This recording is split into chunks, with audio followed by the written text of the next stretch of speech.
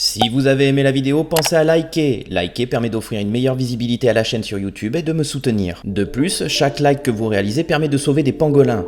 Si vous ne le faites pas pour moi, faites-le pour eux.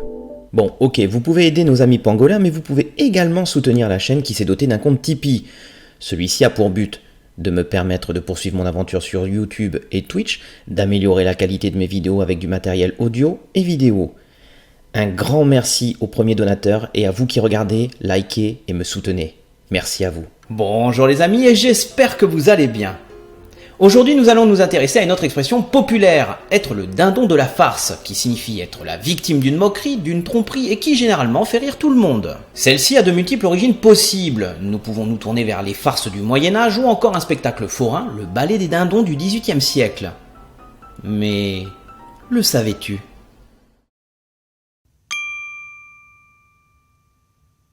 La première piste se situe au Moyen-Âge où les farces étaient des intermèdes comiques dans des spectacles. À savoir que la farce est un genre théâtral né au Moyen-Âge qui a pour objectif de faire rire et qui souvent présente des caractéristiques grossières. Son origine remonte à l'Antiquité gréco-romaine et on en trouve des traces chez des auteurs comme Aristophane et Plaute. Mais ce qui nous intéresse, ce sont les personnes récurrentes de ces pièces. On trouvait des pères naïfs, ridiculisés par un ou plusieurs fils peu respectueux. Ces pères étaient surnommés les pères dindons. Ainsi, ce personnage, souvent trompé par ses enfants, était donc le dindon de la farce. Oui, mais un petit problème se pose, la date. Les dindons que vous connaissez ont été ramenés d'Amérique du Nord et elle est apparue grâce aux conquistadors espagnols, donc à partir du 15e, 16e siècle. L'autre hypothèse nous vient de Claude Duneton. Pour lui, l'expression viendrait d'un spectacle forain, le ballet des dindons, qui a existé à Paris entre 1739 et 1844. Dans ce spectacle, des dindons étaient posés sur une plaque métallique progressivement chauffée par-dessous. Les volatiles commençaient alors à danser pour éviter de se brûler les pattes. Cette farce faisait terriblement rire les spectateurs de l'époque, qui aimaient les cruautés faites aux animaux. C'est vrai, les combats entre animaux étaient aussi très appréciés pour l'époque. Il faut comprendre que dans la période, nous avons deux conceptions, une conception de l'animal humanisé et une conception de l'animal objet. C'est bien plus tard que nous développerons la conception de l'être sensible. Oui, et je vous rappelle que l'on appréciait les exécutions comme les pendaisons ou encore la guillotine, toujours au premier rang, histoire d'amuser les enfants. Cependant, le rapport entre le fait dont je viens de vous parler et l'acte de se faire duper n'est pas forcément flagrant et évident. Il existe alors une troisième explication très intéressante de Georges Planel qui vient décortiquer l'expression.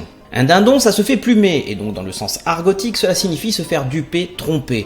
De plus, il est souvent farci, il aura donc suffi d'un brin d'humour pour associer le volatile à cette histoire de farce. Pour consolider un peu l'hypothèse, prenons le terme dinde, qui depuis longtemps permet de désigner une jeune fille un peu niaise, candide, mis en comparaison avec l'animal. D'ailleurs, on trouve son sens, sa signification dans le dictionnaire de Trévoux en 1771, mais elle est probablement antérieure. C'est juste, mais revenons à notre dinde. Une jeune femme un peu niaise qui se fait duper facilement.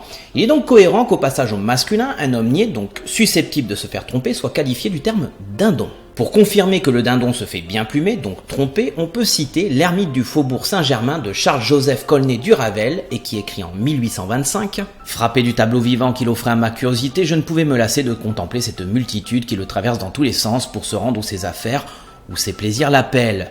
Mais ce qui m'amusait le plus dans cette lanterne magique, c'était les plaideurs et les dindons qui allaient se faire plumer, les premiers au palais, les autres seconds à la vallée. Ainsi, on comprend assez facilement que les plaideurs et les dindons vont se faire plumer, au sens de duper. Mais qu'en est-il de la farce ? Il nous suffit de savoir qu'à l'époque, comme aujourd'hui, on farcissait bien les dindons pour imaginer la plaisanterie. En 1750, dans le dictionnaire des aliments, vins et liqueurs de François-Alexandre Aubert de la Chênaie des Bois, on peut lire ceci. Le tout haché ensemble et pilé dans le mortier, on en farcit le dindon, on y met un bon ragoût d'écrevisse dans le corps. Ce ragoût étant mis dans le corps, on bouche le dindon de la farce par les deux bouts, et on le coud ensuite. Pour conclure, je vous dirais que je préfère être le dindon de la farce que la farce du dindon. Avant de vous laisser, je tenais à remercier très chaleureusement l'ensemble des donateurs du mois de février. Un grand merci à Panda, Giltion, Neon Jack, JBS, Arcaseb, Linéaire, Balou, Flouktoum, Roi Sorcier, Emeline, Kiltia, Kofren, Gavark, Big Jack, Goli et Falcat. Un grand merci à vous tous. C'est là-dessus que je vous abandonne et n'hésitez pas à liker, commenter, vous abonner et surtout gardez à l'esprit que apprendre c'est bien, mais comprendre c'est mieux.